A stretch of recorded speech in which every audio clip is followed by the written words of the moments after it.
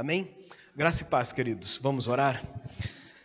Nós te damos graça e te louvamos, Pai, porque nós podemos chegar na Tua presença, podemos te louvar, podemos te adorar, podemos ter comunhão contigo, com os nossos irmãos e podemos abrir a Tua palavra. Pai querido, que o Senhor fale aos nossos corações, que possamos estar com os nossos ouvidos, nossa mente, nosso coração aberto e que possamos sair daqui cheios da Tua palavra. Nós te damos graça e te louvamos no nome de Jesus. Amém. Bom, queridos, hoje é culto de Santa Ceia. E culto de Santa Ceia, nós ficamos felizes. Ficamos felizes por aquilo que Jesus fez por nós, da forma como nós estávamos e da forma como nós agora estamos. Nós estávamos condenados à morte eterna, mas agora nós temos a vida eterna.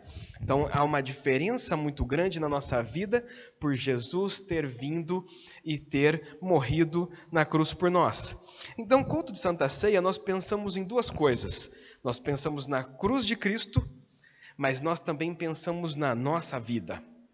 Porque quando a gente olha para a cruz de Cristo, nós ficamos felizes e falamos assim: muito obrigado, Senhor, porque agora eu tenho a vida eterna. Tá, mas essa foi a parte de Jesus, que foi a parte mais difícil. Mas tem a nossa parte também. E como é que está a nossa parte? Então, por isso que o culto de Santa Ceia, ficamos felizes, mas ao mesmo tempo é um tempo de reflexão. Como é que está a minha vida no dia a dia, em resposta àquilo que Jesus fez por mim? E essa é a pergunta. Como viver de forma digna daquele que deu tudo por nós? Se Jesus deu a própria vida dele por nós, como é que nós vamos viver em resposta a isso? Como que nós nunca vamos conseguir pagar por aquilo que Jesus fez? Mas como que nós podemos viver para falar assim: olha, Senhor Jesus, muito obrigado por o Senhor ter feito isso por mim? Bom, aí para isso, nós vamos estar refletindo sobre a vida de um personagem na Bíblia. E eu estava falando sobre esse personagem na formatura semana passada, né? Porque eu disse assim, quando eu crescer, eu quero ser igual a ele. Tem alguns personagens na Bíblia que a gente diz isso, né? Quando eu crescer, eu quero ser igual ao fulano de tal. Então, esse aqui é um que quando eu crescer, eu quero ser igual a ele. Porque o texto que nós vamos estar lendo, vou contextualizar os irmãos. Então, estavam na Babilônia. E quando eles estavam na Babilônia, de repente um dos imperadores lá teve uma ideia. Falou assim: vamos pegar todos os utensílios que tem aí dos judeus e vamos beber sobre eles. E quando eles fazem isso, Deus fica muito bravo com essa situação e aparece uma mão e começa a escrever na parede. E o pessoal ficou com muito medo quando eles veem essa mão ali, e a Bíblia diz que eles estavam tremendo de medo, não sabiam o que acontecia, até que a rainha mãe ouviu os gritos do imperador de medo que ele estava ali, e ela apareceu e falou: o que está acontecendo? E aí eles contam, aí a rainha mãe pega e fala assim: então, mas eu quero dizer para vocês que tem um jeito a gente resolver isso daí. Então, por isso, convido os irmãos a abrir a palavra do Senhor no livro de Daniel, no capítulo 5. Daniel, no capítulo 5, vai estar dizendo o que essa rainha mãe vai estar dizendo a respeito de Daniel com relação a essa situação que eles estão passando ali, que nós acabamos de contextualizar. Daniel, capítulo 5, do verso 10 ao verso 12. Então, o texto da palavra do Senhor, em Daniel, capítulo 5, começando a partir do verso 10, diz assim: a rainha mãe, que tinha ouvido os gritos do rei e dos homens importantes do reino, entrou na sala do banquete e disse... Então lembra, retomando aqui, né? Eles estavam com medo daquela mão que escreveu um negócio que ninguém sabia o que era. E aí, continuando o texto, diz assim: que o rei vive eternamente. Não deixem que os seus pensamentos o perturbem e nem fiquem assim tão pálido. Há aqui no teu reino um homem que tem o espírito dos deuses santos. Nos dias de teu pai se achou nele luz, inteligência, sabedoria, como a sabedoria dos deuses. O seu pai, o rei Nabucodonosor, sim, o seu pai, ó rei, o constituiu chefe dos magos, dos encantadores, dos caldeus e dos feiticeiros. Porque esse Daniel, a quem o rei tinha dado o nome de Beltesazar, se achara um espírito excelente, conhecimento, inteligência, interpretação de sonhos, declaração de enigmas e solução de casos difíceis. Portanto, chame-se Daniel e ele fará a interpretação. Esse é o texto. E aí a gente pensa assim, Este homem, Daniel, estava na Babilônia.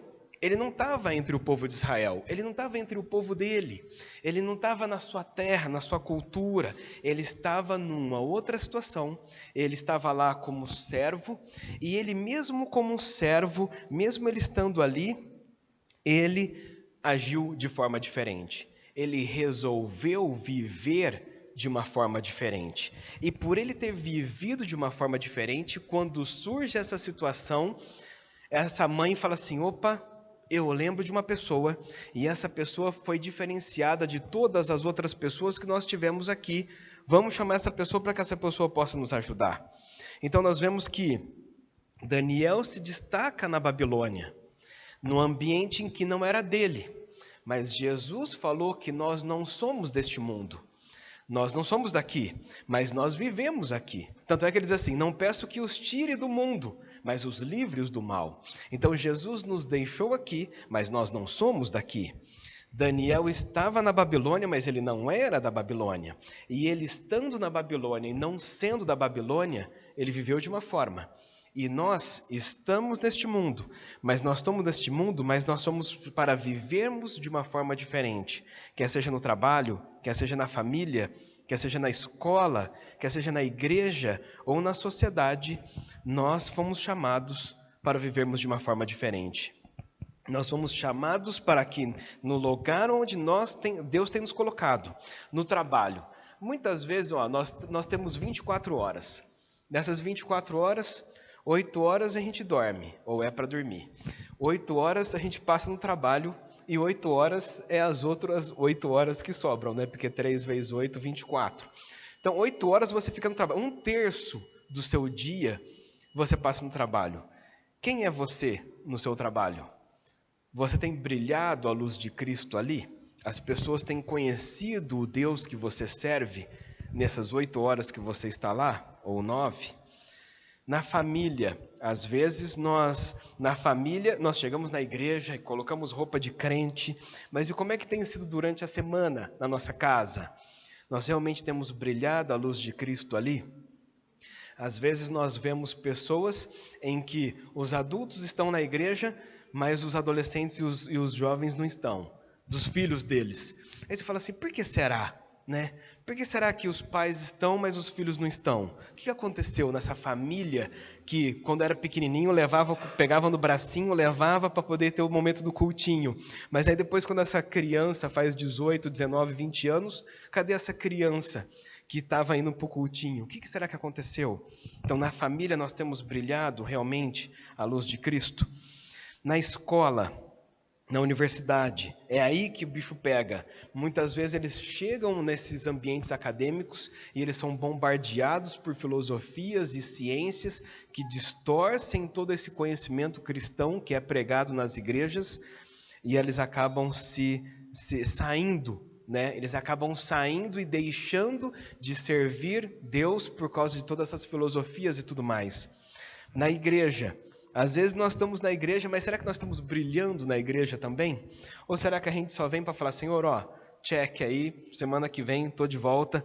Como a gente realmente tem vivido uma vida diferenciada na igreja e na sociedade. A sociedade vai conhecer o Deus que nós servimos através de nós, né? Como que nós temos feito, como nós temos vivido, como nós temos agido, como nós temos falado, se comportado, para que a sociedade olhe para nós e fale assim, tem alguma coisa diferente em você, uma coisa diferente em você, o que é?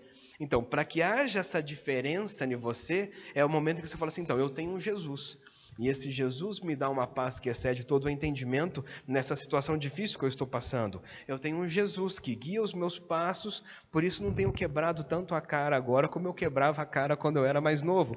E é um momento em que você tem para poder mostrar esse Jesus que você tem. Então, nós somos chamados para vivermos de uma forma diferente. E esse texto de Colossenses é um texto muito interessante, que ele diz assim, tudo o que fizerem, façam de todo o coração, como para o Senhor e não as pessoas. O Daniel, quando ele vai levado como escravo para a Babilônia, ele poderia chegar lá e falar assim, você quer saber? eu não estou na minha terra, eu sou um escravo aqui, eu não gosto desse pessoal, eu não gosto da língua deles, eu não gosto desse clima, eu não gosto dessa minha cama e do meu quarto aqui. Você quer saber? Eu vou viver aqui de qualquer jeito, porque eu não estou nem aí para esse pessoal. E aí ele poderia ser aquela pessoa medíocre, aquela pessoa mediana, aquela pessoa que não está nem aí e que faz empurrando com a barriga. Ele poderia ter feito isso. Lembrando que quando o livro de Daniel diz a respeito de Daniel e seus amigos, é só Daniel e mais 3. Mas vocês acham que só foram 4 pessoas que foram levados como escravo para a Babilônia? Com certeza não, né, queridos? Tinha um monte de gente. E nesse monte de gente, vários deles eram nobres, como o Daniel e os seus amigos eram nobres. Mas por que a Bíblia não fala dos outros? Só fala desses 4. Porque esses 4, no caso aqui Daniel, como nós estamos dizendo hoje, ele pensou assim, não, se Deus me colocou aqui, eu posso estar gostando ou não, mas eu vou dar o meu melhor neste lugar, porque eu vivo para Deus, eu não vivo para o Nabucodonosor, eu não vivo para esse chefe que está cuidando de mim aqui, que dando comida e me treinando, eu vivo para Deus. Então, se eu vivo para Deus, eu vou dar o meu melhor em todas as coisas que eu fizer. E aí, tudo que ele estudava, tudo que ele fazia, tudo que ele governava, todas as coisas, ele dava o melhor dele. Por quê? Porque isso ele fazia para Deus. Ele não fazia para aquelas pessoas. Mas a gente pensa assim, existem desafios para a gente poder viver no nosso mundo dessa forma. Não foi 1000 maravilhas para Daniel, não foi. Mas desafios aconteceram, mas nesses desafios todos, assim como Daniel conseguiu passar por eles, nós também podemos. Um dos desafios de se viver na Babilônia de Daniel e na nossa Babilônia hoje é a pressão cultural. A Babilônia exige que você abandone a sua identidade. A primeira coisa que acontece quando Daniel vai para a Babilônia, o rei fala assim, agora é o seguinte, vocês vão comer daquilo que eu como. E vocês vão beber daquilo que eu bebo. Vocês vão viver como eu vivo. Agora imagina um rapaz dos seus 16, 17, 18 anos, chega lá e tem tudo... A gente tem que lembrar que a Babilônia era o maior império daquela época. Então você acha que as coisas eram fraquinhas? Você acha que era aquela comidinha mais ou menos? Você acha que o lugar onde ele dormia era um negocinho ruim? Não, ele estava no palácio. E aí você vê uns jovens chegam assim e falam assim, agora sim, né? Agora eu vou pintar e bordar. Mas não foi isso que aconteceu.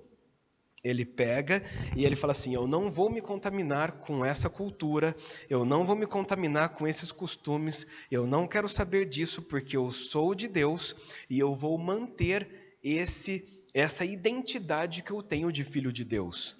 E para ele se manter nessa identidade como filho de Deus, em Daniel 1,8 ele diz assim, e Daniel resolveu firmemente não se contaminar com as finas iguarias do rei e nem com o vinho que ele bebia.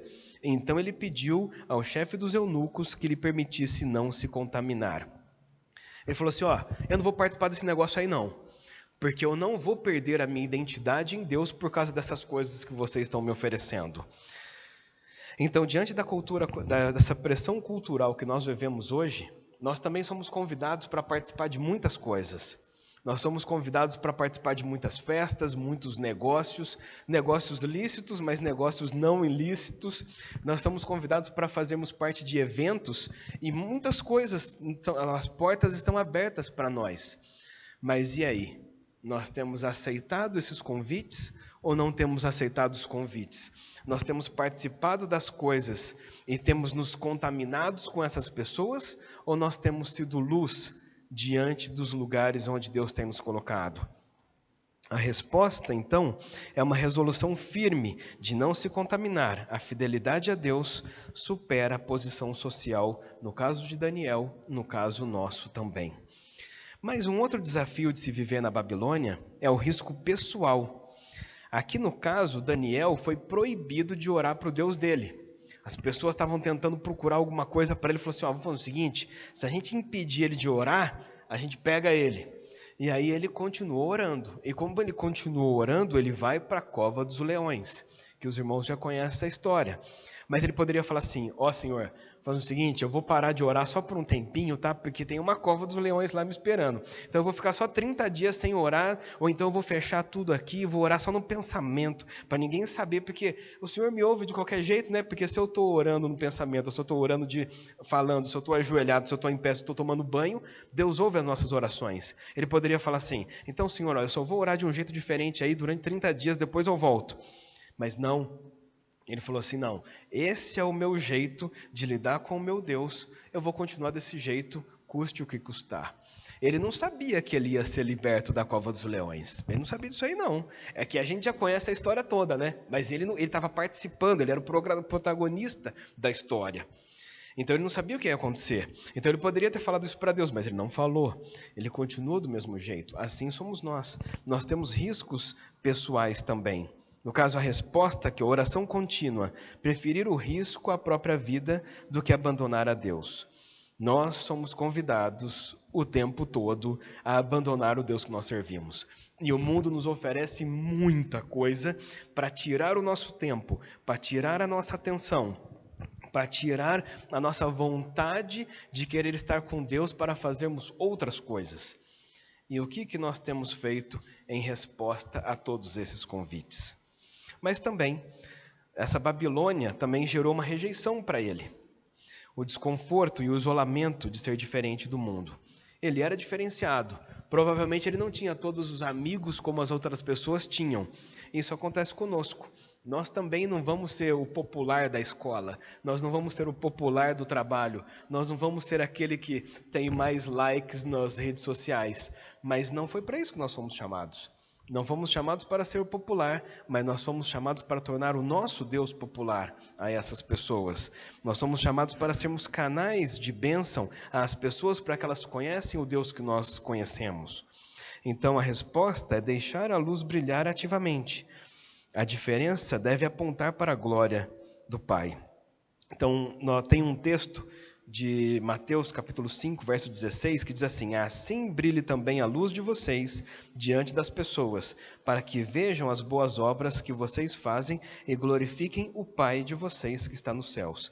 Então, quando nós brilhamos a luz de Deus, as pessoas glorificam ao Pai que está nos céus. Não glorificam a nós, mas glorifiquem o nosso Pai. Foi para isso que nós somos chamados, foi para isso que Daniel também foi chamado. Então, esses são os desafios de nós, porque a gente pensa assim: nossa, Daniel foi fantástico, então, mas ele também teve desafios, nós também vamos ter. Mas a gente pensa assim: que existe um preço para você poder viver dessa forma.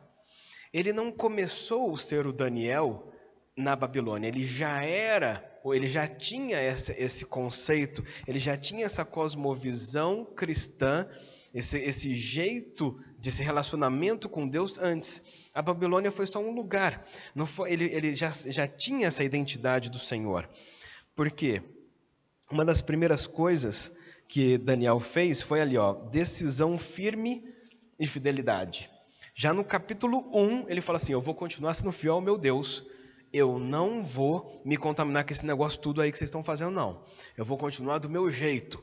Se a gente for lembrar, quando os amigos de Daniel, lá no outro capítulo que construam a estátua lá grandona, e todo mundo tem que se prostrar, e os 3 amigos dele não se prostam, esses 3 amigos falam assim: a gente também não vai se contaminar, a gente também vai continuar sendo fiel ao nosso Deus. Se é para cair na fornalha, a gente cai na fornalha, mas a gente não vai mudar a nossa identidade, nós não vamos deixar esse Deus que nós servimos, seremos fiéis a esse Deus até a morte.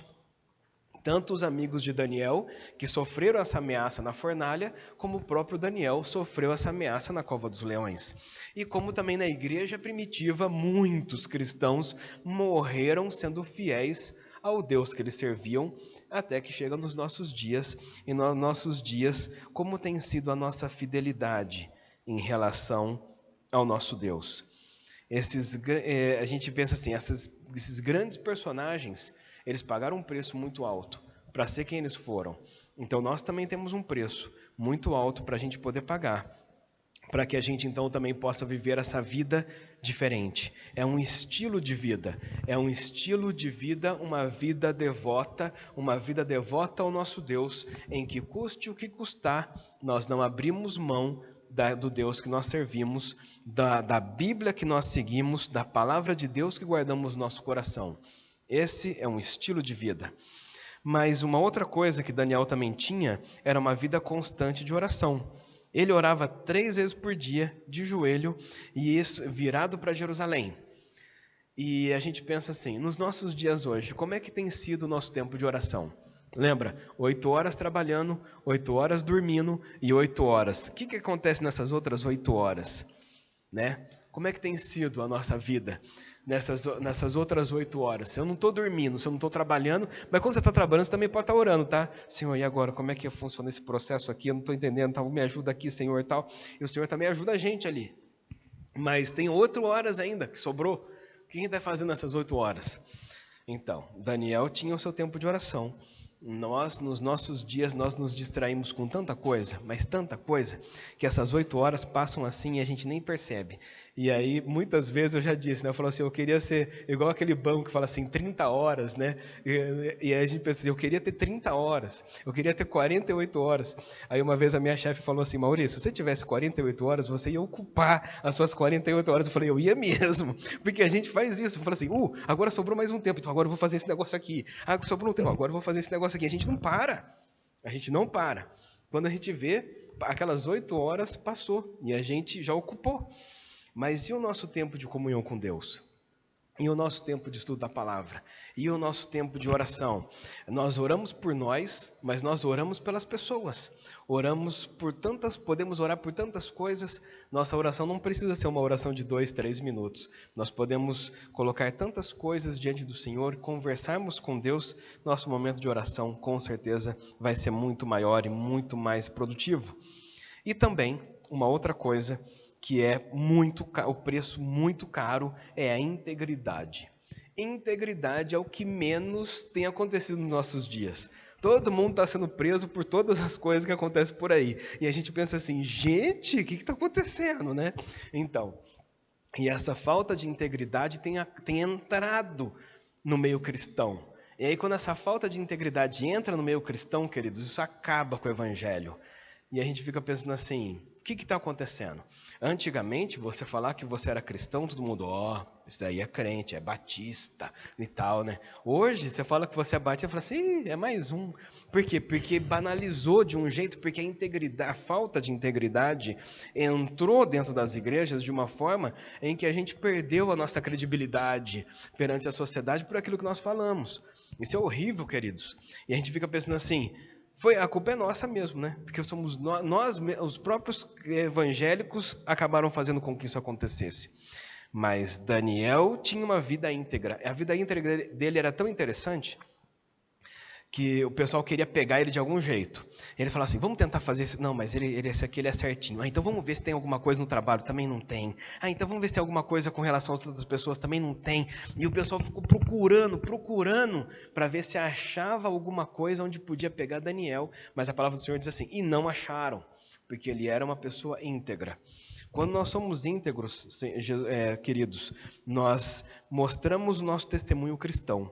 É uma vida irrepreensível que o apóstolo Paulo diz no Novo Testamento que nós temos que ter. Não é que a gente não vai pecar, mas a gente vai pecar e nós já vamos se consertar. Podemos ter algum problema, mas a gente já vai lá e já resolve aquilo. E a gente não deixa aquele negócio ficar. Então essa integridade é uma coisa que nós precisamos. É um preço muito alto, mas vale a pena. Sabe por que vale a pena? Porque a palavra do Senhor diz assim, aqueles que me honram, eu honrarei. Então Deus vê aquilo que nós fazemos. 1 Samuel 2,30 fala sobre esse texto. Então Deus vê as nossas atitudes, Deus vê aquilo que nós falamos, aquilo que nós pensamos, Deus vê aquelas coisas que nós fazemos nos bastidores, em que ninguém viu e ninguém sabe, mas ali você está sendo íntegro, ali você está sendo fiel, ali você está tendo uma vida de oração, ali você está fazendo a coisa da forma como a palavra de Deus diz, e aí quando você está vivendo assim, Deus está vendo. Às vezes as pessoas não estão vendo, queridos, mas Deus está, e o mais importante é Deus ver, tá? E Deus vê todas as coisas que nós fazemos, e Deus honra a gente quando nós honramos Ele. E às vezes você pode falar assim, mas o honrar então vai ser o carro novo na garagem. O honrar, queridos, é a forma como Deus quer honrar, entendeu? Porque às vezes a gente pensa assim, não, Deus não está me honrando. Tá, sim, é que você não está entendendo esse tipo de coisa. As pessoas hoje em dia só veem a questão material, mas o reino de Deus não é material. Ele pode dar o material para você, como ele pode não dar, mas aquilo que Deus fizer, Ele vai estar fazendo da forma como Ele deseja fazer na sua vida. Então vale a pena nós termos essa vida devota para nosso Deus. Agora, olha só que interessante. Daniel, por ele ter caído naquela cova dos leões e Deus ter livrado ele, quando ele sai, o Dario, que não é mais o Nabucodonosor, ele fica tão impressionado com Deus ter libertado Daniel da cova dos leões. Aí você pode falar assim, não, mas os leões tinham almoçado no dia anterior, então aí por isso que quando o Daniel caiu lá, os leões falaram assim, eu já comi demais, já tá tudo bem, tá? Hoje eu libero você aí, Daniel. Os leões podiam ter falado isso pro Daniel, mas não é. Sabe por que não é?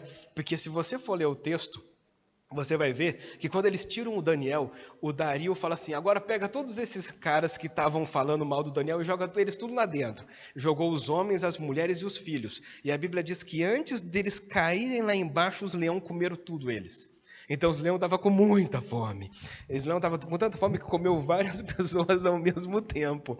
Mas Deus fechou a boca daqueles leões por conta de Daniel, mas depois esses leões comeram à vontade no dia seguinte. Mas olha só, o Dario fala assim, eu vou fazer um decreto, e nesse decreto ele coloca assim, deixa eu achar aqui para vocês. O decreto está em Daniel capítulo 6, verso 25 e 27, que diz assim, então o rei Dario escreveu às pessoas de todos os povos, línguas e nações que habitavam na terra. Então não foi só um pessoalzinho ali, não. Lembrando que ele era o maior, ele tinha governado todo o mundo antigo, né? Então olha só, então o rei Dario escreveu às pessoas de todos os povos, línguas e nações que habitavam em toda a terra. E ele coloca assim, a paz lhes seja multiplicada, faça um decreto pelo qual em todo o domínio do meu reino todos tremam e temam diante do Deus de Daniel, porque ele é um Deus vivo e que permanece para sempre. O seu reino não será destruído e o seu domínio não terá fim. Ele livra, salva, faz sinais e maravilhas no céu e na terra. Foi ele quem livrou Daniel do poder dos leões. Eu acho muito interessante esse texto. Tanto esse texto como o outro texto, que é o texto que Nabucodonosor pega e também faz um decreto. E ele fala assim, que o Deus de Sadraque, Mesaque e Abednego seja conhecido em todas as nações. Então, queridos, às vezes as pessoas falam assim, não são todas as pessoas que vão conhecer a Deus. Sim, Deus faz de um jeito em que todas as pessoas possam conhecê-lo. Deus usa Daniel para que todo o império persa conheça o Deus dele. E será que nós estamos sendo usados para a gente também mostrar o nosso Deus conhecido na nossa casa, no nosso trabalho, na nossa vizinhança, na nossa sociedade? Ou será que a gente tem sido só mais um que está passando? É isso que a gente tem que pensar. Daniel brilhou a luz de Cristo, brilhou a luz de Deus no império inteiro. E nós, temos brilhado a luz de Cristo aonde Deus tem nos colocado? Essa é a pergunta. Então, Jesus disse em Mateus capítulo 5, verso 13 e 16, ele diz assim, vocês são o sal da terra, ora, se o sal vier a ser insípido, como lhe restaurar o sabor? Para nada mais presta, senão para ser lançado fora e pisado pelos homens. Vocês são a luz do mundo. Se não pode esconder uma cidade situada no alto de um monte, nem se acende uma lamparina para colocá-la debaixo de um cesto, mas num lugar adequado, onde ilumina bem todos os que estão na casa. Assim também brilhe a luz de vocês diante dos outros, para que vejam as boas obras que vocês fazem e glorifiquem o Pai de vocês que está nos céus. Cristãos, a gente pensa assim, nós somos esses cristãos que precisamos brilhar a luz do Senhor. Assim como Daniel brilhou a luz do Senhor, nós também fomos chamados para isso. E a pergunta é, nós estamos fazendo isso? Nós precisamos viver de uma vida diferente. Se nós vivermos essa vida devota, nós vamos viver da forma como Deus deseja que venhamos a viver. Mas nós vamos ter alguns sacrifícios, queridos, que nós vamos ter que pagar. Olha só, tem custo, e o custo é alto. Nós vamos ter que resistir às tentações, e vão ser muitas tentações. Tentações de todas as áreas que você pensar. Nós vamos ter pressões. Nós vamos ter essa pressão da sociedade em falar assim, vocês são intolerantes, vocês são assim, vocês são assado, e vocês são dessa forma. E nós vamos ser pressionados nesse evangelho que nós seguimos. Nós seremos rejeitados, e essa rejeição vai acontecer em todas as esferas. Às vezes você é de uma família, e aí quando você diz assim, agora eu me torno cristão, a tua família para de falar com você. Isso pode acontecer. No seu trabalho, você ia para o barzinho com o pessoal, agora você é cristão, agora você não vai mais, ninguém quer falar com você. Isso vai acontecer. Nós vamos ter que ter escolhas difíceis. Eu vou seguir a Deus ou eu vou mentir no meu trabalho? Eu vou seguir a Deus ou eu vou para aqueles lugares onde os meus amigos também vão? Eu vou ter escolhas difíceis para fazer. Eu vou continuar fazendo esse negócio, sendo que a Bíblia diz que não é para fazer? Ou como que eu vou fazer? Escolhas difíceis nós vamos ter que tomar. E nós vamos ter que ter renúncias diárias. Às vezes a gente pensa que a renúncia, não, agora eu vivo para Cristo. Não, mas todos os dias você vai ter que renunciar à sua carne. Todos os dias você vai ter que renunciar às paixões, os desejos carnais que nós temos. Todos os dias. Então, se você viver 90 anos, boa sorte para você, porque nesses 90 anos você vai ter que renunciar à vontade da sua carne para você poder viver para Cristo. Então, é um custo diário, mas porque viver para Deus exige entrega, mas vale a pena. Vale a pena. Vale a pena os 90 anos, vale a pena os 100, os 80, os tantos que forem, vale a pena. Por quê? Porque nós vivemos essa vida devota para Deus em troca daquilo que Ele já fez isso por nós, Ele já fez. E para que a gente possa pensar assim, nessa meditação dessa manhã, antes de nós tomarmos a ceia, nós possamos pensar assim, eu preciso brilhar a luz de Cristo no meu trabalho, na família, na igreja e na sociedade. Se eu não tenho feito isso, comece a fazer isso agora. Se eu já tenho feito isso, continue essa caminhada, para que você possa continuar brilhando a luz de Cristo no lugar onde o Senhor colocou. E que, assim como aquela rainha-mãe disse que em Daniel havia luz, havia sabedoria e havia um espírito excelente, que as pessoas possam olhar para nós e que as pessoas possam falar que nem você e todos vocês, que em vocês há a luz de Cristo, em vocês há a sabedoria, e em vocês há um espírito excelente, porque vocês são servos do Deus Altíssimo. Quando as pessoas verem em nós essa vida diferente, o nome do nosso Deus vai ser conhecido no ambiente onde nós estivermos, e a nossa missão vai ser cumprida em mostrarmos o nosso Deus para todas as pessoas. Assim como Ele fez com Daniel, que Ele possa fazer na nossa vida também. Amém, queridos? Vamos orar?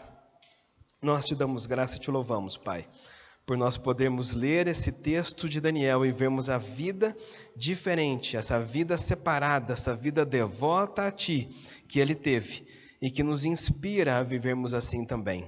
Perdoa-nos, Pai, pelas vezes em que nós não temos vivido da forma como o Senhor deseja.